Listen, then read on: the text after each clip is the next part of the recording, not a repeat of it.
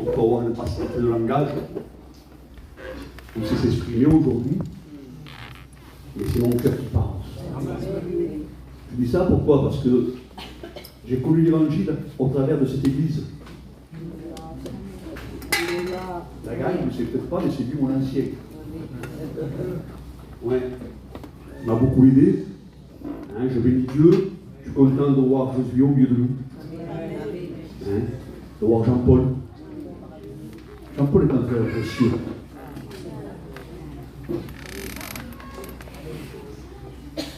Tous les frères ne sont pas appelés à monter à l'école publique. On a besoin de frères comme Jean-Paul.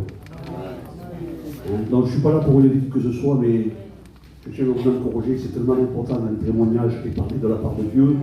J'ai mon frère Sino qui est là, m'a beaucoup aussi projeté dans les témoignages de Dieu. Témoignage, c'est quoi un témoignage? C'est une nouvelle naissance, c'est une vie avec Dieu. C'est la vie que tu vis avec Dieu, c'est ce que tu transmets, c'est ce que j'ai reçu.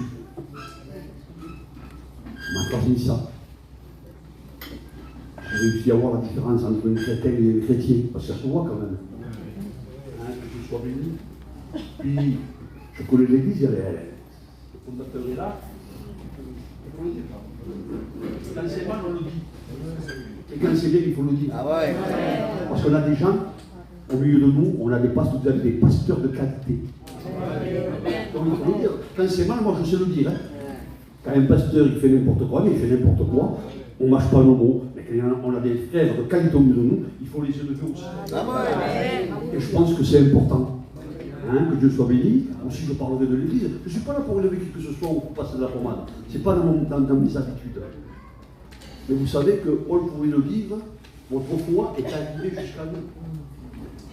On entend parler de votre Église et laissez-moi vous dire, je le souligne en passant, il y a un bon témoignage. On est à 70 km, vous savez qu'on se connaît, mais vous mais c'est un peu. Et il y a un bon témoignage. Et je crois que c'est important ça. Hein, que Dieu soit béni. Donc beaucoup de joie d'être là. On a écouté des témoignages. Donc, vous savez que par un témoignage, on peut se convertir. Par un chant, on peut se convertir.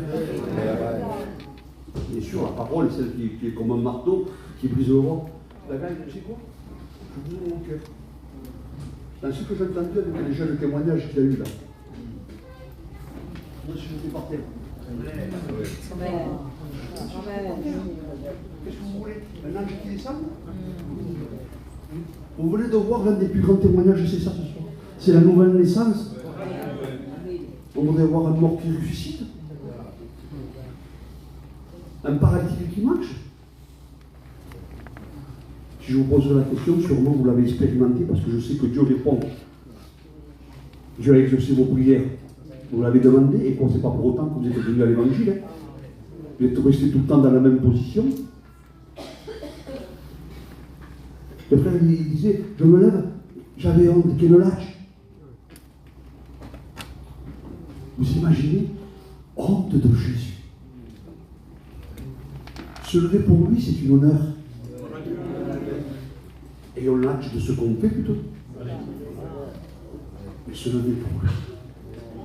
Quand on lit la Bible, qu'est-ce qu'on voit? Les paralytiques se sont levés. Et ils ont marché. Les aveugles ont retrouvé la vue, les morts ont ressuscité. Se lever, c'est une honneur. Et bien souvent, nous, on lance des appels pour se lever. Je disais dernièrement que j'ai fait la réunion à la prison, en pleine prédication. Les gens se sont levés en pleurant, en se mettant toujours. Et nous, il faut vous tirer, pour brader des chants, des témoignages, des missions. Mais est-ce que tu veux le rencontrer? Est-ce que tu veux le rencontrer réellement? Est-ce que tu veux qu'il se passe quelque chose dans ta vie? Il faut que tu saches qu'il n'y a que lui qui peut changer ta vie ce soir. Avec les frères, on pourra tout mettre en propos. Hein. Et je sais que les frères de fond, regardez, je dis Dieu, la salle est remplie. Mais on ne pourra pas y arriver. Si chacun met les torsions devant deux portes, Et si chacun s'occupe de sa maison, peut-être on pourra y arriver. Chacun doit s'occuper de ta maison. Et ça, c'est ta responsabilité. Ce n'est pas la responsabilité du voisin. C'est ta responsabilité. Le pasteur n'en a pas des comptes pour vous. Je ne sauverai pas. Mais vous, vous ne sauverez pas non plus. Alors, s'il vous plaît, prenez la parole de Dieu en considération. L'évangile, c'est du sérieux. L'enfer existe, ce n'est pas une plaisanterie. Le diable existe, ce n'est pas une plaisanterie. L'évangile, c'est du sérieux. Il faut appliquer son cœur avec sérieux. On ne parle pas de perfection. On parle des cœurs vrais. Des cœurs qui sont fatigués, qui en ont marre. On a écouté ces témoignages. Vous imaginez, le garçon de 17 ans, il a fallu que j'aille voir son père pour qu'on puisse le baptiser. Pourtant, le foyer de ses parents, il connaît, il a fait une brigade là. Au lieu d'être content de dire, mais mon fils, il va aller à la réunion. Dieu avait un plan peut-être aussi pour cette maison.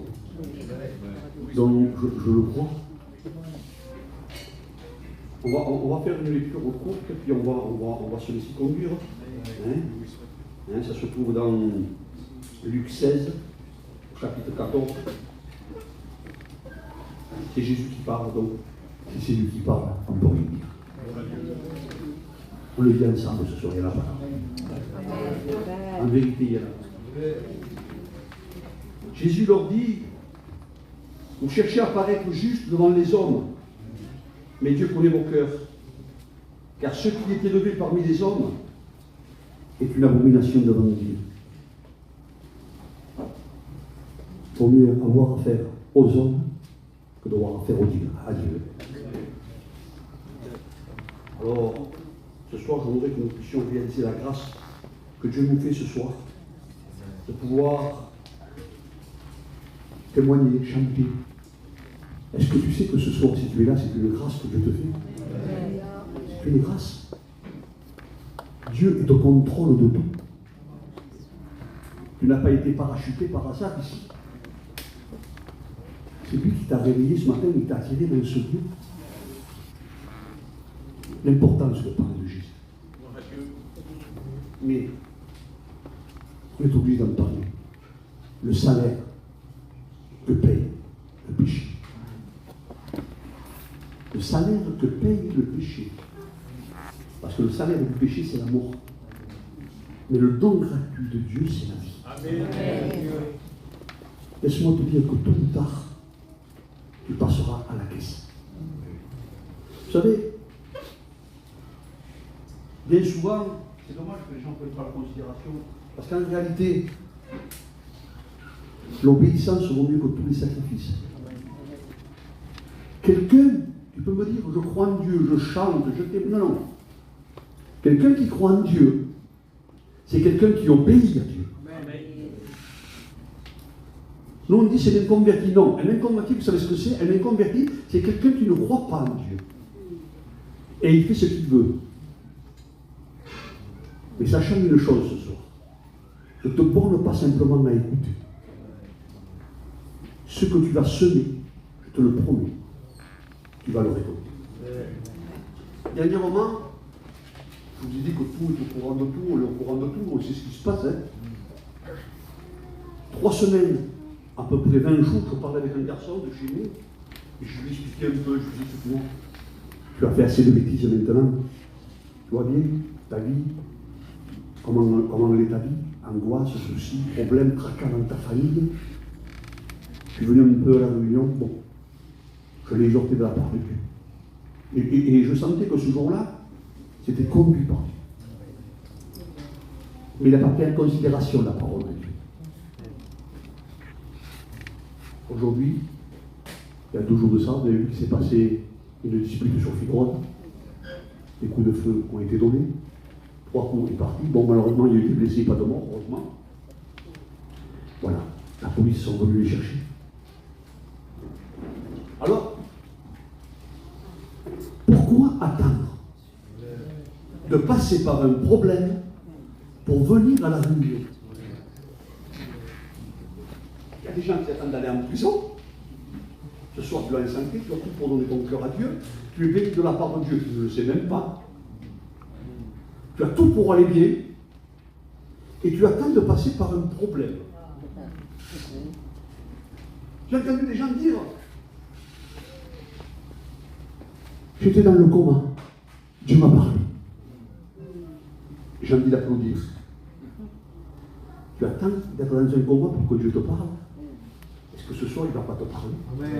Est-ce qu'il n'est pas en train de te parler ce soir? Est-ce qu'il n'est pas en train de te parler? Combien il y a qui te cherchent? Alors on ne passe pas à côté de ta réunion, s'il te plaît. Il n'y a pas d'âge pour te convertir. Il n'y a pas d'âge. Aujourd'hui, on se rend compte que beaucoup de gens veulent te guérir, des gens veulent te sauver. Non, non. Ce que tu as besoin ce soir, c'est que ton cœur soit purifié, lavé par le sang de Jésus. Tu as besoin ce soir de le rencontrer réellement. On refait notre lecture, ça se trouve dans Jean 3, je ne serai pas bien long. Il y avait un homme d'entre les pharisiens nommé Nicodème, un chef des Juifs qui vint lui auprès de Jésus de nuit et lui dit: Rabbi, nous savons que tu es un docteur venu de Dieu, car personne ne peut faire ces miracles que tu fais. Miracle. Nicodème n'était pas n'importe qui. Était un chef religieux. Un docteur de la loi. Mais voilà, que Dieu connaît tout dans la vie. Dieu connaît tout. Parce que vous savez qu'humainement parlant, on pourrait dire, Dieu connaît qu'il y a des groupes. Là, il savait qu'il y avait donc, je vais les dire comme ça, moi, les groupes, hein, je vais les dire comme ça. Dans deux groupes, on peut dire, voilà, il y a les enfants de Dieu. Je pèse mes mots dans ce que je dis. Et puis, il y a les enfants du diable. Il ne faut pas, voilà, il y a deux groupes. Quel groupe tu fais partie, je ne sais pas. Non, mais la Bible, elle est claire, elle est nette. Celui qui ment a pour père le diable. Donc, à partir de là, âme et conscience. C'est personnel, ça. Et cet homme-là, qui était un religieux, la Bible dit qu'il va s'approcher de lui et il va aller rencontrer Jésus. Quelle réunion! Pourtant, il ne le méritait pas. Comme toi, tu ne le mérites pas. Dieu n'est pas d'accord avec ce que tu fais. Hein. Il n'est pas d'accord avec ce que tu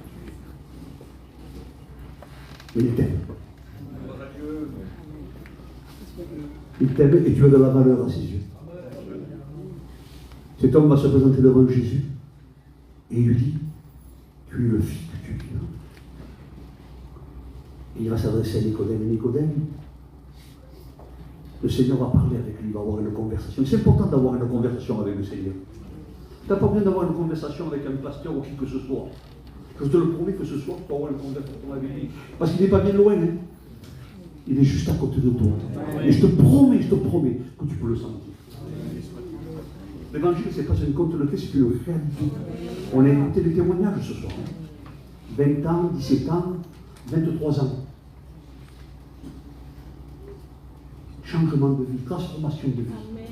C'est ce qui fait ça. C'est le miracle. C'est le véritable miracle. Et c'est ce que tu as besoin d'un miracle. Ouais, mais le miracle, c'est quoi le miracle? Le miracle, c'est qu'il faut que tu te lèves et que tu le fasses partir. Un miracle se met en route. Et est-ce que tu veux qu'il se mette en route, le miracle? Il y a des gens qui sont bien connaissants. Hein. Et là, il va lui poser des questions. Et là,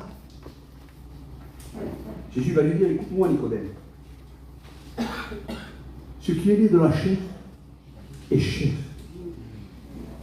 Et ce qui est né de l'esprit est esprit.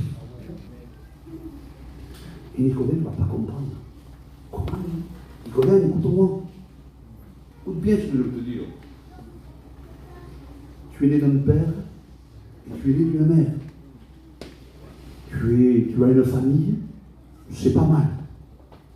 Mais Nicodème, si tu ne l'es pas de nouveau, tu ne verras pas le royaume des cieux. D'où l'importance de pouvoir le rencontrer. Ouais.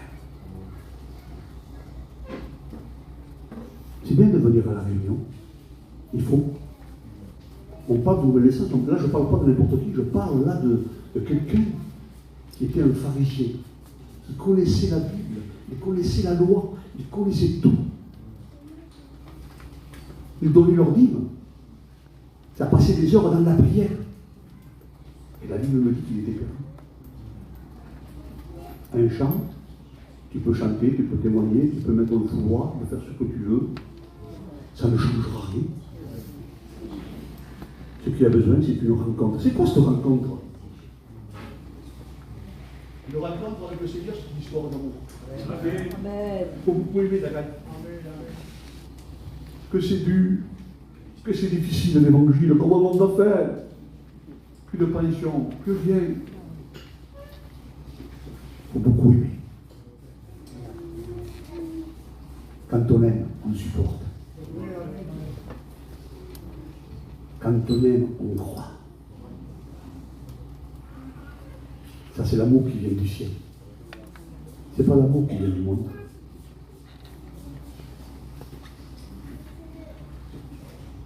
On voit les familles qui se détruisent aujourd'hui.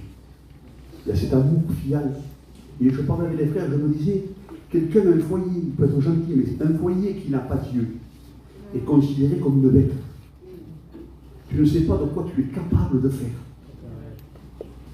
Tu es capable de n'importe quoi. Et ça va tellement vite aujourd'hui. Tu as la grâce et le privilège d'être là ce soir. Il y a des gens qui auraient payé pour venir à cette réunion et qui ne le peuvent pas. Et toi, qu'est-ce que tu attends pour donner ton cœur? Tu es béni de la part de Dieu. Je te promets que ce que tu sèmes, tu vas le récolter. Ce que tu sèmes, tu vas le récolter.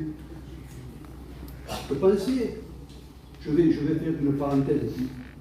Pensez les conseils qui viennent de la part de Dieu. C'est tellement important.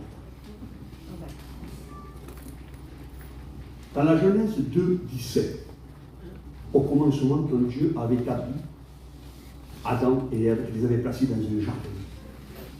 Ils étaient bénis de la part de Dieu. Ils avaient tout pour aller bien. Ils se parlaient avec Dieu chaque jour. Il y avait cette intimité, il y avait ce cœur à cœur. Et puis ils sont venus écouter le roi. Et vous connaissez l'histoire. Ils ont été mis dehors. En fait, ils ont été débranchés de Dieu, déconnectés. Donc vous comprenez que la mort, la première mort, elle est spirituelle. La deuxième mort, elle est physique. Et là, je parlais avec un frère, et dans ce jardin-là, il a écouté la voix, on va dire comme ça, du diable. Mais, regardez bien.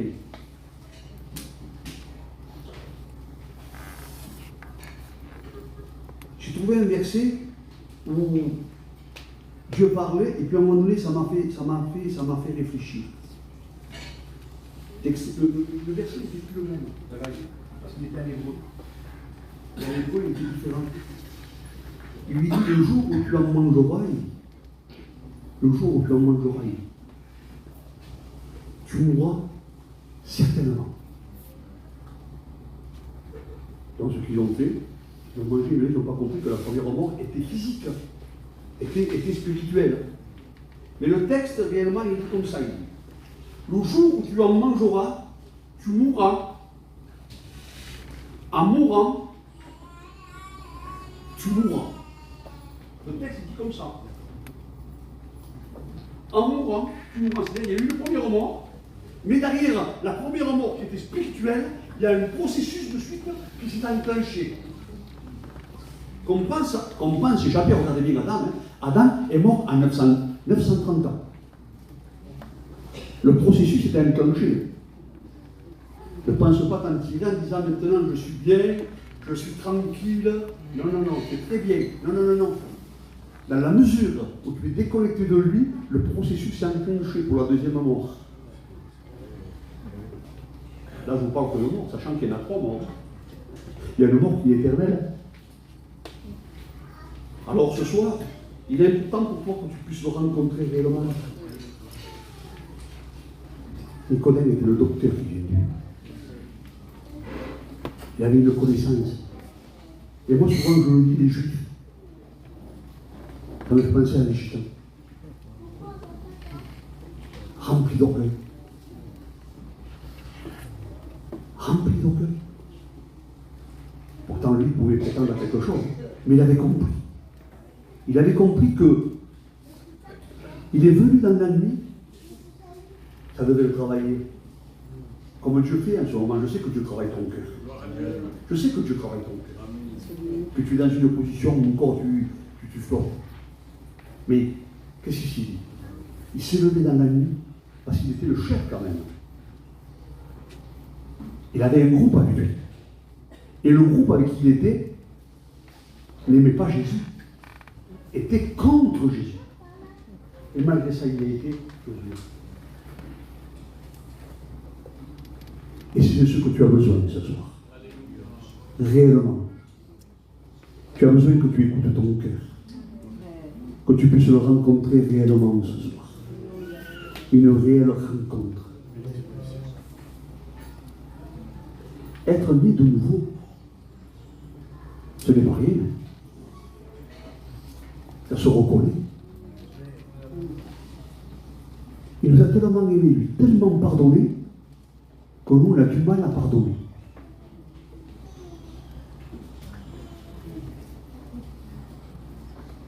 C'est important de pardonner.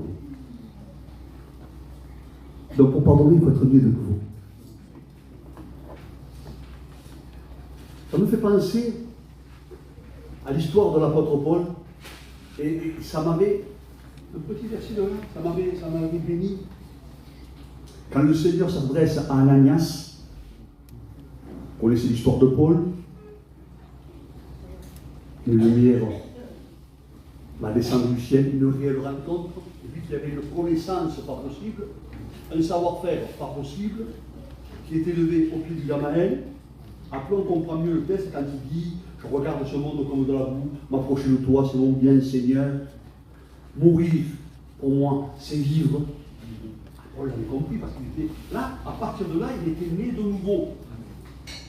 Aujourd'hui, je ne sais pas si vous avez remarqué, celui qui est en moi est plus fort. On a trop de chrétiens qui sont vivants. Il faut mourir. Et l'apôtre Paul était un ennemi de Jésus. Et pourtant, Jésus va le prendre, il va le faire descendre de son cheval. Parce qu'on a besoin de descendre de notre cheval. Tu as besoin de descendre aujourd'hui. L'apparence de l'humilité qui est en lui, c'est qui fait la force. On a besoin de descendre. Tu as besoin de descendre de ton cheval. Et à partir de là, Dieu fait l'intervention. Il y a une conversation qui se fait. C'est personnel. C'est un cœur à cœur. C'est-à-dire que veux-tu que je fasse? Et le Seigneur, ce qui m'avait, c'est le comportement. Ce que je veux faire passer ce soir, c'est qu'un chrétien n'est pas n'importe qui. Un chrétien ne fait pas n'importe quoi. Ananias était persécuté par Paul. Il tuait des chrétiens, Paul. Et le Seigneur va lui dire, Ananias, tu vas aller là-bas, il dit, j'ai choisi un homme, il dit. Je l'ai choisi. Tu vas aller le voir, tu vas lui dire qu'il faut qu'il souffre énormément. Il n'a pas été le voir pour lui dire, tu vas aller te promener. Hein. Tu veux servir le Seigneur, tu ne peux pas aller te promener. Quand tu montes par la base, non. Non, ça il faut l'exclure. Et Ananias va le regarder, le Seigneur, qu'est-ce que tu me demandes de faire? Qu'est-ce que tu me demandes de faire, Seigneur? Tu veux que j'aille parler à Paul? Mais c'est mon ennemi. Il veut me tuer. Il a persécuté ma famille. Je ne veux rien savoir de lui. C'est comme ça qu'il a parlé, Ananias? Est-ce que les chrétiens lui parlent comme ça? Non, mais moi je ne veux plus lui parler. Hein. Je veux le laisser de côté. Hein. Regardez quand on est chrétien. Il dit, écoute-moi, tu vas aller le voir, il se trouve là-bas, à la maison de la droite. Et ce petit ça marche. Il dit, comment c'est possible ça? Tu vas aller le voir et tu vas lui imposer les mains et tu dis que je l'ai appelé pour me servir. Ananias s'approche de lui. Paul, mon frère. Ah oui. Paul, mon frère, de l'ennemi. Il en fait son frère. Est-ce qu'on est capable de le faire aussi? On est appelé à nos ennemis d'en faire des frères. Et ça m'avait dit, Seigneur, quelle vérité. Il en a fait son frère. Et vous connaissez l'histoire. Alors, on ne n'est pas chrétien, mais on le devient. Ce soir, tu as besoin réellement de le rencontrer. Ce n'est pas le commencement, c'est la fin qui compte. Et c'est ça le plus important. Le jeune a dit, c'est dommage que je ne l'ai pas rencontré avant. Je connais tout. Hein. Moi, je me suis converti, j'avais 42 ans. Je lui ai dit, Seigneur, et quel est le chrétien qui ne s'est pas dit, pourquoi je ne t'ai pas rencontré avant? Oh, mais je connais tout. Dieu sait tout. Si je me serais converti avant, peut-être aujourd'hui je ne serais pas là. C'est pas. Le nom d'aujourd'hui n'est pas le lui de demain, hein, pour le Seigneur. Mais ce que je crois aujourd'hui, personnellement, c'est qu'on n'a plus le droit de gaspiller son temps. Non. Il faut arrêter de se promener. Il y a une maison qui nous attend. Et cette maison, c'est pas n'importe qui va y rentrer. Je m'en vais vous préparer une place. Je m'en vais vous préparer une place. Parce que dans la maison de mon père, il y a plusieurs demeures. Là où je suis, je veux que vous y soyez aussi. Vous imaginez la grâce et le privilège que vous avez ce soir? C'est pas moi qui le dis, c'est l'habitude de Jean, de devenir un enfant de Dieu. À l'instant même. Amen. Gloire à Dieu. Tout ce que le diable t'a construit pendant des années, cette réunion-là ce soir, tout peut se fonder. Parce que le diable est un voleur, il t'a tout volé, il t'a tout pris. L'amour de ta femme, l'amour de tes enfants, l'amour de tes parents, il t'a tout volé. Il n'a plus rien. Mais, on a un Dieu de recommencement. Je te redonnerai, Osée, de Joël 2, je te redonnerai les années que le diable t'a volé. Ce soir, il dit, je veux te les redonner. Ce soir, si tu as le vouloir, il a le pouvoir de te rétablir, si tu le laisses faire. Ce soir, tu as besoin, tu peux le rencontrer réellement ce soir. Parce que le diable s'est juré ta perte. Il veut détruire ta maison, je te le promets. Mais toi, à l'abri du Très-Haut, tu as cette possibilité. Ne néglige pas un si grand salut, je t'en prie, au nom de Jésus. Une réunion, c'est tellement important. On n'est pas venu ici passer un moment. Là, il est question de vie. Des ténèbres à la lumière. Ne me dis pas, c'est vrai qu'on le regarde aujourd'hui, on le sait. Où sont les vieux? Il n'y en a plus. Après, je m'avais, je sors avec les jeunes là, 17 ans, 20 ans. Il n'y a pas d'âge pour se convertir. Son père ne voulait pas qu'il vienne à la réunion, 17 ans. Parce que le diable va attendre qu'il ait 18 ans pour lui faire la terre sur son frère. Il n'y a pas d'âge. Hein. Le diable, lui, ne posera pas de questions. Hein. Alors, emmenez vos enfants à la réunion. Occupez-vous de votre foyer. Hein, c'est de ce que vous avez besoin ce soir. Vous avez besoin de le rencontrer réellement ce soir.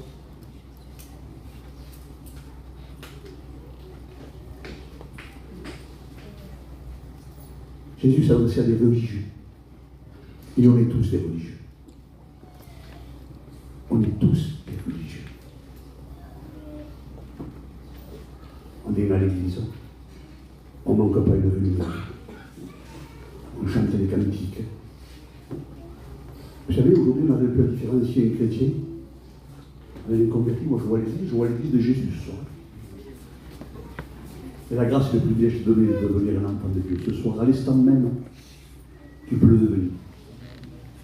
Et qu'est-ce que c'est qui t'empêche de devenir un enfant de Dieu?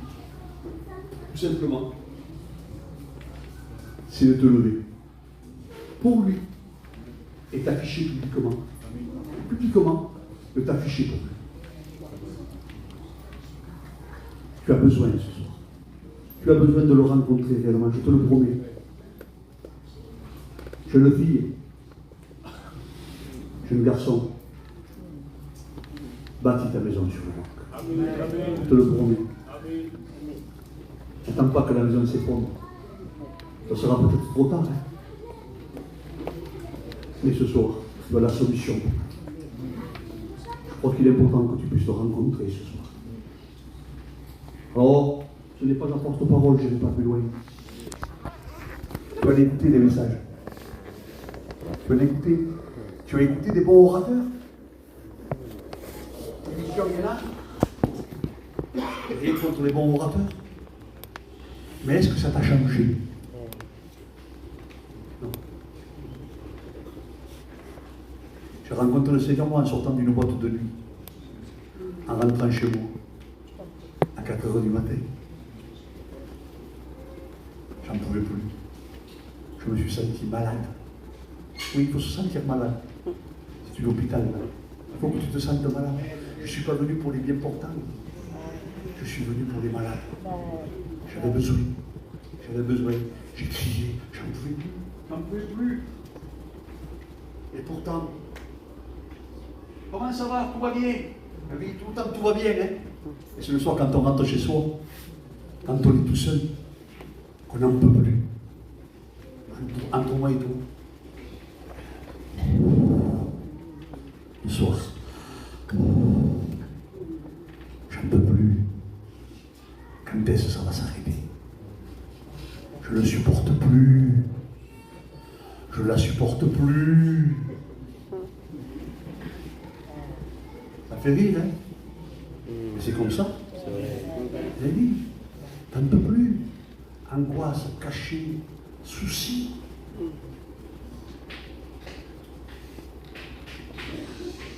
Le divin docteur, il est là. La maladie que tu as s'appelle le péché. Et je te promets contre cette maladie, si ce n'est que Jésus, il n'y a pas de remède. Et ce soir, à l'instant même, tu peux écouter le Père. Il a mis à l'épreuve. C'est quand même plus haut, non? Tu veux le travail comme ça, et une précision. Comme je dis souvent, lui, Jésus, c'est un sniper, un tireur d'élite. Lui, il sait. Il sait de ce que tu as besoin. Il sait de quelle manière tu es rentré, il sait de quelle manière tu es parti. Il sait quand tu pleures. Il le sait quand tu souffres. Entre moi et toi, tu en as pas marre? Est-ce que tu en as pas marre? Alors ce soir, il y a solution pour toi.